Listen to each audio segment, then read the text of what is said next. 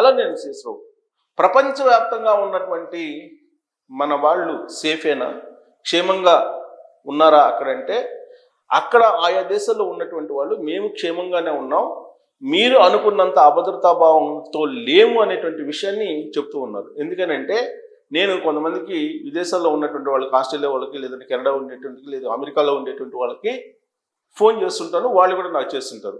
వాళ్ళు చెప్పేది ఏంటంటే మీరు అక్కడ అనుకున్నంత సీన్ ఇక్కడ లేదు అనేటువంటి విషయాన్ని చెప్తున్నారు. కానీ ఆ దేశాల్లో ఉన్న పరిస్థితుల గురించి అంతర్జాతీయ మీడియాలో కానీ జాతీయ మీడియాలో కానీ వస్తున్నటువంటి న్యూస్ని బేస్ చేసుకుంటే మన వాళ్ళు సేఫ్గా లేరు, సేఫ్గా ఉండే పరిస్థితి లేదు భవిష్యత్తులో అనేది మాత్రం అర్థం అవుతుంది. అంచనా వేసుకోవడానికి అవకాశం ఉన్నటువంటి విధంగా న్యూస్ వస్తూ ఉంది. దాంట్లో ఒకటి కెనడా, అలాగే బ్రిటన్, అలాగే ఆస్ట్రేలియా, అమెరికా. ఈ దేశాల్లో ఎక్కువగా మన వాళ్ళు వెళ్తూ ఉంటారు. లాస్ట్కి జర్మన్, పోలాండ్, ఐర్లాండ్ ఇలాంటి చోట కూడా రేసిజం పెరిగిపోయింది అని చెప్పి న్యూస్ వస్తుంది.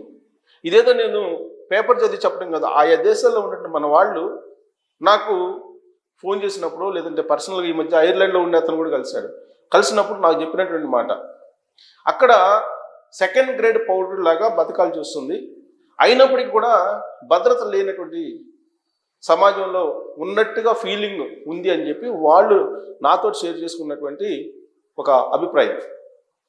దీనికి బలం చేకూరేలా కొన్ని సంఘటనలు జరుగుతున్నాయి. ఇప్పుడు బ్రిటన్లో దాదాపుగా 150,000 మంది రోడ్ల మీదకి వచ్చారు. వలసవాదుల్ని పంపించేసేయండి, వలసదారుల్ని పంపిస్తేనే మాకు లోకల్గా ఉండేటువంటి వాళ్ళకి ఉపాధి దొరుకుతుంది, రక్షణగా ఉంటుంది, వలసదారుల కారణంగా రక్షణ లేదు, వలసవాదుల కారణంగా మాకు ఉపాధి అవకాశాలు లేవు, ఉద్యోగాలు లేవు, కాబట్టి గోబ్యాక్ అనేటువంటి నినాదాలు చేస్తూ బ్రిటన్ చరిత్రలో ఎప్పుడూ జరగని విధంగా 150,000 మంది రోడ్ల మీదకి వచ్చి నిరసనలు వ్యక్తం చేస్తూ ప్లేకార్డులు ప్రదర్శించారు. ప్రధానంగా వాళ్ళ ప్లేకార్డులో ప్రదర్శించినటువంటి దాంట్లో ఉన్నటువంటి సారాంశం ఏంటంటే శరణార్థులు, అలాగే ఇస్లామిక్ కంట్రీ నుంచి వచ్చినటువంటి వాళ్ళు చాలా ప్రమాదంగా మారారు అనేది అర్థమవుతుంది వాళ్ళ ప్లేకార్డులో రాసినటువంటి నినాదాలను బట్టి చూస్తే కనుక. అట్ ద సేమ్ టైం వాళ్ళు ఓవరాల్గా ఒక వలసవాదులు గోబ్యాక్ అని చెప్పి వాళ్ళు నినాదాలు చేస్తున్నారు. మరి ఈ నినాదాలు చేయటం, ఇంత పెద్ద ఎత్తున 150,000 మంది తల్లి రావడం అంటే మామూలు విషయం కాదు. మరి దీనికి కర్త కర్మ క్రియ ఎవరు అని అంటే సోషల్ మీడియా. ఇప్పుడు లండన్లో ఫార్ రైట్ అనేటువంటి సంస్థను ఏర్పాటు చేసి అక్కడ ఒక యంగ్స్టరు దీనంతా మోటివేట్ చేశారు. మోటివేట్ చేసి విదేశస్తుల్ని పంపించేసేయాలి, విదేశస్తుల్ని పంపించేస్తే కనుక మనకి నీళ్లు, నిధులు, నియామకాలు అనేది మనం విన్నాం కదా తెలంగాణ ఉద్యమ సందర్భంగా, సేమ్ అలాంటి నినాదాన్ని అక్కడ వినిపిస్తూ ఉన్నారు. ఇక ఆస్ట్రేలియాలో కూడా సేమ్ అలాగే నినాదాన్ని ఒక 4 రోజుల క్రితం పెద్ద ఎత్తున జనం రోడ్ల మీదకి వచ్చి వినిపించారు. ఇక కెనడాలో అయితే సిక్కు, అక్కడ ఖలిస్తానీ ఉద్యమం తాలూకు మూలాలు అక్కడ ఉన్నాయి, ఖలిస్తానీ ఉద్యమకారులు అక్కడ ఉన్నారు. ఆ ఖలిస్తానీ ఉద్యమకారులతో కెనడా ప్రభుత్వంలో ఉండేటువంటి ఒక మేజర్ వింగ్ కలిసి ఉంది. కాబట్టి అక్కడ ఎప్పుడు ఖలిస్తానీ ఉద్యమాల తాలూకు ఆనవాళ్ళు ఉన్నాయి. ఆ ఖలిస్తానీ ఉద్యమకారుల్లో ఒక అతన్ని అక్కడ ఎన్కౌంటర్ చేస్తే అది భారత ప్రభుత్వం చేసింది అనేటువంటి ఉద్దేశంతో అక్కడ ఇండియన్స్ని కనిపిస్తే కొట్టేటువంటి పరిస్థితి చూసాం కొన్ని రోజులు. ఈ మధ్య కొంచెం చక్కబడింది అక్కడ.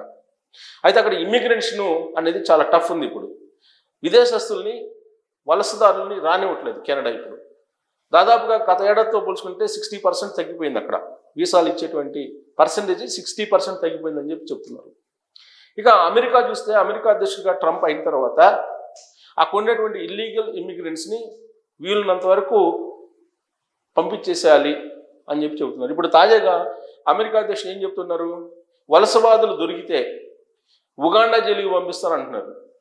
వలసవాదులు, నేరగాళ్ళు ఉన్నారు చాలామంది, అలాంటి వాళ్ళు దొరికితే ఉగాండా జైలుకి పంపించేసి శాశ్వతంగా వీసాను రద్దు చేసి శాశ్వతంగా జైల్లోనే పెట్టేస్తానని చెప్పి తాజాగా వార్నింగ్ ఇచ్చారు ట్రంప్.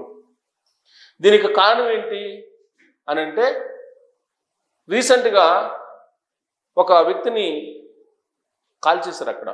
అతను రైట్ వింగ్, అతను లోకల్ మన నీళ్లు మన నిధులు మన నియామకాలు అంటూ America first, great America, make America great again అనేటువంటి నినాదం ఏదైతే ఉందో దాన్ని స్లోగాన్గా తీసుకొని యూనివర్సిటీలకు వెళ్ళి ప్రచారం చేస్తున్నారు. కిర్క్ అనే అతన్ని ఈ మధ్య ఊటా అనేటువంటి ప్రాంతంలో అమెరికాలో కాల్ చేశారు.